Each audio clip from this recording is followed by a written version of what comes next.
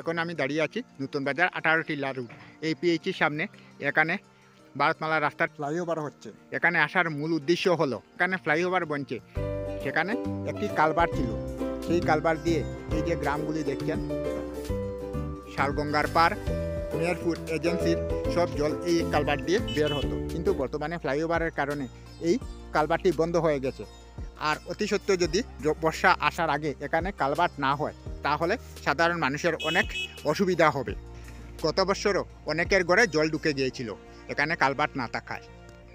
আমার ভিডিও করার উদ্দেশ্য হলো জনসাধারণের দৃষ্টি আকর্ষণ করা, তাই আমি মনে করি এই জায়গার মধ্যে একটি কালভার হওয়া প্রয়োজন।